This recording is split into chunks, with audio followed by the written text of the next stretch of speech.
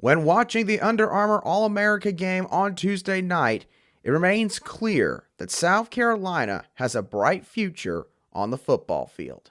Our Locked On Gamecocks, your daily podcast on the South Carolina Gamecocks, part of the Locked On Podcast Network, your team every day.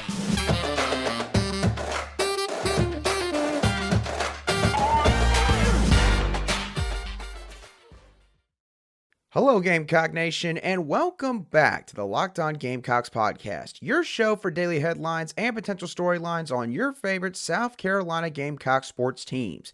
I'm your host, Andrew Lyon, and as always, thank you for making the Locked On Gamecocks podcast your first watch or listen here today. We are free and available on YouTube and wherever you get your audio podcasts daily. And with the football season now having officially concluded, we are now also starting to see the recruiting season wind down for South Carolina, both in terms of high school recruiting and the transfer portal, both of which we are going to talk about on today's show right here on Locked On Gamecocks. And we're going to start with an all-star game that took place on Tuesday night as South Carolina saw 5 commitments and 1 remaining recruiting target play in the Under Armour All-America game yesterday evening. And when watching the group overall, this was the sense that I got. This group clearly has a ton of potential. We'll dive into each of these guys specifically in just a few moments. But overall, most of this group is still going to need some refinement in their game whenever they arrive to Columbia before they can make an immediate impact on the football field. So let's go ahead now and go through each of these guys one by one real quickly. Starting off with Markee Anderson, who, in my opinion, out of the entire group, did the best on Tuesday night. Markee Anderson, in terms of being ready to play college football right this second, out of this specific group, and quite honestly, out of the entire 2023 recruiting class, he might be the most college-ready prospect that South Carolina got in their 2023 recruiting class. I thought Markee Anderson really excelled in the run game, especially. He's a very good athlete. He understands the importance of keeping his feet moving while he is trying to block his guy. He is extremely dangerous when he is paired up with another offensive lineman on his team in a combo block in the run game. And he also can handle himself in pass blocking as well. And he's versatile. He can move between left guard, right tackle, you name it. Dorman played him in multiple spots when he was playing for the Cavaliers this past season, and they sort of did the same thing with him in the Under Armour All-America game. So in terms of overall performance, I thought Markee Anderson did the best in the Under Armour All-America game last night.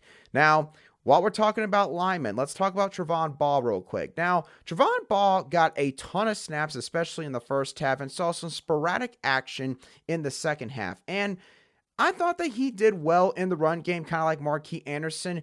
But I will admit, it does look like that Trovon Baugh is going to need some improvement in pass protection. Now, obviously, Trovon Baugh is an interior offensive lineman. That is where he's going to be playing for South Carolina whenever he arrives in Columbia sooner or later. And while admittedly, because that's the case, that means that maybe his strengths aren't going to need to lie in pass protection.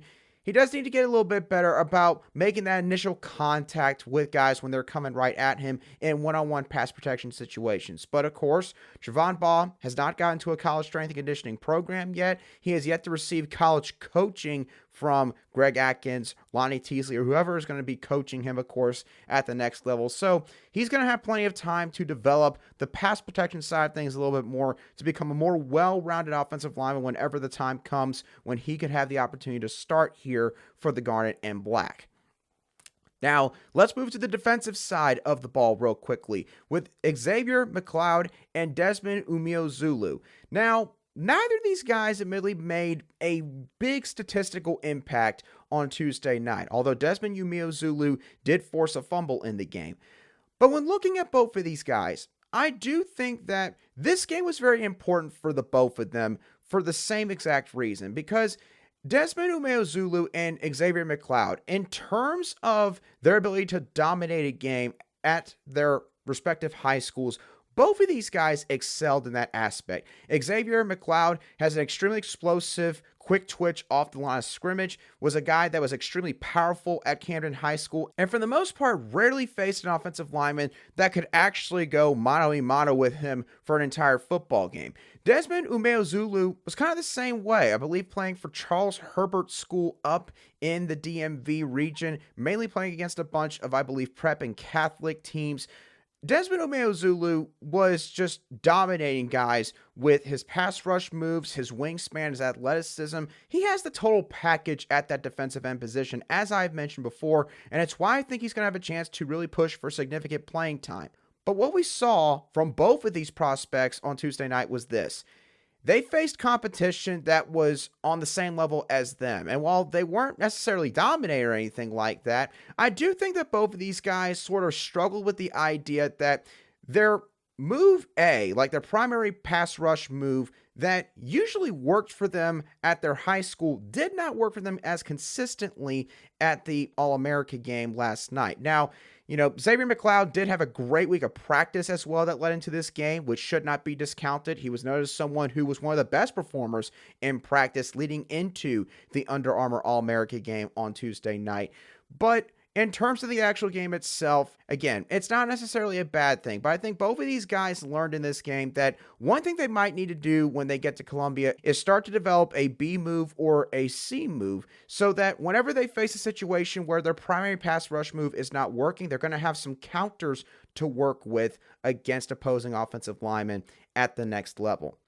Now, Kelton Henderson, I have to admit, I don't really have a whole lot to discuss regarding him. He did not really get targeted as much in this game, so admittedly, probably not very fair to come to any final conclusions regarding his performance. From what I was able to see with the targets he did get, I do think that Kelton Henderson does have really solid route running because multiple times I saw him getting separation against his defender. It's just that the pass wasn't always delivered accurately or it wasn't even delivered to him in the first place, but Kelton Henderson, in my opinion, did show some good stuff in the route running department, something that, not that I didn't see it whenever I watched film on him, months and months back when he committed to South Carolina in the first place, but I more so noticed how he was used in short yard situations behind the line of scrimmage, and he sort of created explosive plays himself. But he showed in this game, in my opinion, that he can also do that when he's actually going out on some intermediate routes as well. So I'm really excited to see what Kelton Henderson's going to be able to do whenever he comes to South Carolina. And then the last player we're going to talk about real quick, Nyckoles Harbor, who ended up playing tight end in the Under Armour All-America game last night. Now, playing tight end, he did get a few catches in this game, including an explosive passing play in the second quarter where I believe his team was at like the 27-yard line, their opponent's 27-yard line, and he caught basically a deep dig over the middle of the field and wound up taking it all the way down to about the 8-7 yard line. So basically deep within the red zone. And I was impressed with, just how seamless he is running out there. I mean, again, for a guy that has not played much offense in most of his football career, it's not looking too difficult for him with the God-gifted talent and ability that he's got. And he also showed the ability to high point the football, even though it was thrown above him when he was running that dig route. So it's a very small sample size, of course, but I thought that with what we did see, Nyckoles Harbor looked really good. And of course, again, as I'll mention with everyone else, with some time and some sort of molding of his skill set, I think that Nyckoles Harbor could be a fantastic player here at South Carolina if the Gamecocks, of course, land him by the time the recruiting cycle officially ends with National Signing Day on February the 1st.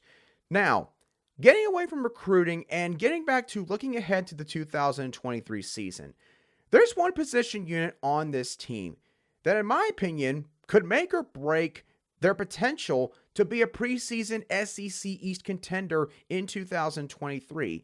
And no, I'm not talking about quarterback. Quarterback is the easiest answer that you can ever give for this kind of question, but I'm thinking of a different position group.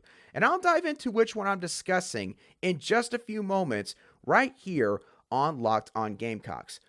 Today's show is brought to you by our friends over at BetOnline. Now, With the football season pretty much being wrapped up now, national championship, of course, coming next Monday, and now being fully into basketball season, I went and looked back to see what the odds were for South Carolina to win the women's basketball national championship, according to BetOnline. And South Carolina, no shocker, are the listed favorites by BetOnline with odds of plus 145. So, if you feel like making what in your mind could be some easy cash money with this bet, feel free to go and hit that plus 145 on South Carolina to win it all on the women's side of the bracket. BetOnline continues to be your number one source for sports betting info, stats, news, and analysis, where you can get the latest odds and trends for every professional and amateur league out there, from college football and the NFL to college basketball and esports. BetOnline has got it all, including sports podcasts, which you can find on BetOnline as well. They continue to be the fastest and easiest way to get in your betting fix. So head on over to the website today or use your mobile device to learn more, because BetOnline is where the game starts.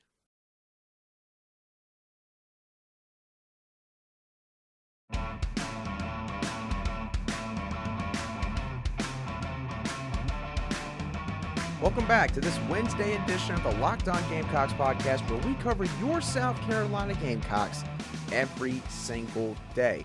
Thank you for making Locked On Gamecocks your first listen every day. Make sure to check out Locked On Sports Today, where the biggest stories around the sports world take place in 20 minutes or less. Plus, you'll get instant reactions, big game recaps, and Locked On's take of the day. Locked On Sports Today, available on YouTube and wherever you get your podcasts. All right, now, as I said before getting into the first break, there's one position unit on this team that I think is going to either make or break their potential to be a contender in the SEC East in 2023. And in my opinion, that position group is the offensive line for South Carolina. Now, before I get into why I think this is the case, let's dive into what the offensive line could look like in 2023. Because the thing is, this group is going to look vastly different than it did in 2022 when you consider all of these facts. They're losing 3 starters in Eric Douglas, Javon Gwynn, and Dylan Wonnum. Javon Gwynn recently announced just yesterday that he was officially foregoing his final year of eligibility and declaring for the NFL draft. He had the COVID year left if he wanted it, but he's decided that he's done with college football and he's moving on to the NFL. Between all 3 of these offensive linemen, get this, they had a combined 124 starts in their college football careers. 124 starts. That's just between those 3 guys. That is just an absurd number that you're only seeing really these days because of the COVID eligibility rules that were installed after the 2020 pandemic season. South Carolina is also going to have a carousel that has continuously gone on with the left side of the offensive line, starting really this year especially. Between Jalen Nyckoles, Rashawn Lee, and Ja'Kai Moore, it has been a hodgepodge over there, and I think mainly that's been because neither of these guys have been consistent enough to maintain a spot in the starting lineup at a specific spot. Rashawn Lee was the starting left guard. Then they moved Jalen Nyckoles in there. Then they moved Ja'Kai Moore in there. Jalen Nyckoles back to left tackle. They've been doing a lot of moving around to really try and figure out, it seems like, what the best group is on that side of the offensive line. And it seems like, based on, the movement that took place even late in the season, that this coaching staff is still trying to figure that out. So you're going to have 3 guys that have all started games there. But the question is, does the staff have confidence that it's going to stay that way for all 12 games? That's something to keep in mind heading into this next season. The Gamecocks are also bringing in graduate transfer Nick Gargiulo to play center. Obviously, the transfer offensive lineman from Yale, who was the team's sole captain this past season, has started a plethora of games at that center position, and South Carolina is very excited about this get. He is pretty much, I guarantee you, he's going to be the starting center for the Gamecocks this next season, no matter what. The Gamecocks, of course, are also bringing in 2023 recruits and Markee Anderson, Trovon Baugh, Oluwatosin Babalade, and Jatavius Shivers. Now, if you ask me personally, do you see any of these guys maybe playing or starting from day one? I would still say there's only one guy that has a really good shot to pull that off, and that would be Markee Anderson. I think the rest of these guys are going to need some time to develop. And in my opinion, that one area is really pass protection for varying reasons. Trovon Baugh and Oluwaseun Balade, I think, have potential to be decent pass protectors. They just need to really work on that a little bit more. Jatavius Shivers played in an offense at his high school in Georgia where they ran the ball like 2/3 of the time in football games. So he didn't have to go back in pass protection as often. He's got the size and he can be a bookend tackle for South Carolina. But again, he's going to have, in my opinion, a little bit stronger of a learning curve because it's going to be a little bit more balanced in terms of maybe run and pass in this offense at South Carolina compared to what he had in high school. The Gamecocks also have promising young linemen that they got in the 2022 recruiting class. Guys like Kason Henry, Ryan Brubaker, and Grayson Maines. Kason Henry was apparently battling Tyshawn Wanamaker for that starting right tackle spot heading into the Gator Bowl. And I don't think that was just a bunch of smoke being blown out by Shane Beamer. I think that the staff, from the sounds of it, is very impressed with Kason Henry so far. He's got a real tenacious, nasty attitude on the football field, offers good size and athleticism and mobility at his size. So he's someone that could also throw his hat in the ring as someone who could be playing a lot of snaps in 2023. Ryan Brubaker, I mean, my gosh, he was known as the guy that was a swimmer along with being a football player in this class. And South Carolina fought really hard to get him. This guy had really solid offers from other teams like Penn State, like Michigan, Auburn, Florida. Plenty of really solid programs at the FBS level who wanted Ryan Brubaker. So you know that Ryan Brubaker has a ton of potential based on everything I just mentioned. Grayson Maines, really solid high school wrestler along with being a really good offensive lineman, understands the importance of having a low center of gravity. That is stuff that is very hard to teach for some offensive linemen. So all these guys offer reasons why they could contribute. Now, we've gone over the entire composition of this offensive line group heading into next year. And of course, South Carolina might not be done there yet, which we'll talk about more in a few minutes. But the thing is, when I talk about the offensive line, it's not just because of the fact that they're replacing a lot of experienced starters, especially on the right side of the line of scrimmage. It's mainly because of the fact you look at what is going to be changing around this group. Think about this. South Carolina could be heading into 2023 with a new quarterback behind center. I know some of y'all, of course, are really hoping Spencer Rattler comes back, but we do have to prepare for the possibility of him not coming back. South Carolina's going to have a new starting running back. Is it going to be Markee Anderson Jr., the transfer from Newberry? Is it going to be Dontavius Braswell, the impressive 4-star prospect out of Georgia? Is it going to be someone else that picks up that mantle? They're going to literally have an entire new group of tight ends here that was not here last year. And almost a completely new starting cast at wide receiver. Takarion Joyner being in there. Amarian Brown as well. Antoine Wells could very well be back, but again, we don't know that yet. You've also got guys like Omega Blake, Landon Sampson, and others as well. It's an entirely new group that they would be relying on this next season. So when you look at all of this, in my opinion, all of these possibilities mean one thing. There needs to be one main group that has got to be the driving force for this offense next year, and it has to be the offensive line. That means that South Carolina is probably going to need one of those young freshmen or redshirt freshmen to step in and be a starter. That means that group of Jalen Nyckoles, Rashawn Lee, and Ja'Kai Moore, 2 of those 3 guys have got to figure it out, have got to be more consistent so that South Carolina doesn't have to do this rotational stuff in the middle of the year for a second year in a row. South Carolina is going to have to hope that Nick Gargiulo and Spencer Rattler or Luke Doty or whoever the starting quarterback is next year are going to be on the same page in terms of getting all the communication down, pre-snap stuff. There's a lot of things that need to go right here, but it might be the only way that this offense can really and truthfully take off next year. And I know some of you are going to sit there and say, well, Andrew, if they get Spencer Rattler and Antoine Wells back, this offense will be just fine. Listen, if you don't have an offensive line that has it, for the most part, figured out in front of a star quarterback, we've seen what can happen to star quarterbacks. I mean, you look at Patrick Mahomes, the Super Bowl against the Tampa Bay Buccaneers just a couple years ago. Patrick Mahomes is considered to be one of the most talented quarterbacks in this generation. He didn't have a good offensive line heading into that Super Bowl, and the Chiefs got just annihilated. It didn't matter the fact that he had a future Hall of Famer in Tyreek Hill and another future Hall of Famer in Travis Kelce at tight end. It did not matter. So obviously, I'm not trying to compare the Gamecocks to the Kansas City Chiefs offensively, but the point is, offensive line can make or break this offense next year, especially when you consider everything else that could take place or has already taken place at other spots heading into this offseason.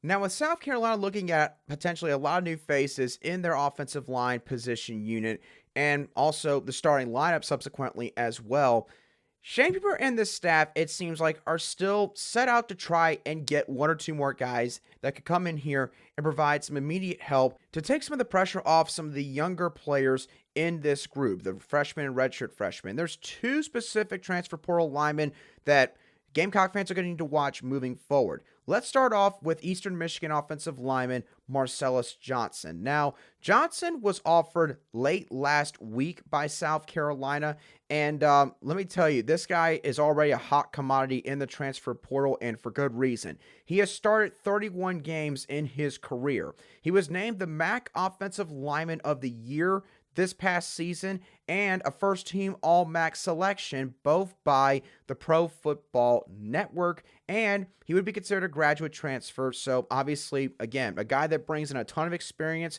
would be just like Nyckoles Harbor, where he would basically be a stopgap plan for 1 year to take one of these offensive line spots. Now, I believe Marcellus Johnson has played left tackle for Eastern Michigan for the last few years, so obviously, if the Gamecocks could get somebody like him, they might have to worry about trying to rotate a bunch of guys at that spot this next season. Because the thing is, Jalen Nyckoles has had his bright moments, but at the same time, again, he just has never been able to find consistency in his game, especially at a spot at left tackle where you cannot have someone who's inconsistent. You've got to have a stable force at that left tackle spot so that your quarterback can be a little bit more at ease when standing back in the pocket. Marcellus Johnson has the chance to offer that. Now, the Gamecocks are going to be fighting a lot of other teams for this cat. He's been offered already by 12 other Power 5 schools from what I have seen since I last checked, and he's also been offered by BYU, who of course is a solid FBS independent program. So to put it bluntly, South Carolina's not the only team that's going after him, but South Carolina does have a unique case to give him as to why he should consider coming to Columbia. Now, he's not the only target on South Carolina's board at this point in time, as the Gamecocks have also offered Western Illinois offensive lineman Sidney Fugar, I believe is how you pronounce the last name, Fugar. I hope I got that correctly, but Sidney started 9 games for Western Illinois in 2022. He is a big man, as he is listed at 6'5", 332 pounds. So certainly size is not an issue here for this offensive lineman. He has got a nasty mean streak in his own right, which seems to be a broken record with all the guys that Greg Atkins and Lonnie Teasley look at for the offensive line position unit. He always plays through the whistle. He moves well for his size as well. I will admit this much. I do think that he is someone that mainly you want to try to get upfield if he's going to be run blocking especially. I don't necessarily think that he's a guy that you're going to try to send out laterally on like some buck sweep or some pin and pull type of run blocking scheme. I think he's basically best served going upfield, trying to go straight for a linebacker or any sort of second level defender.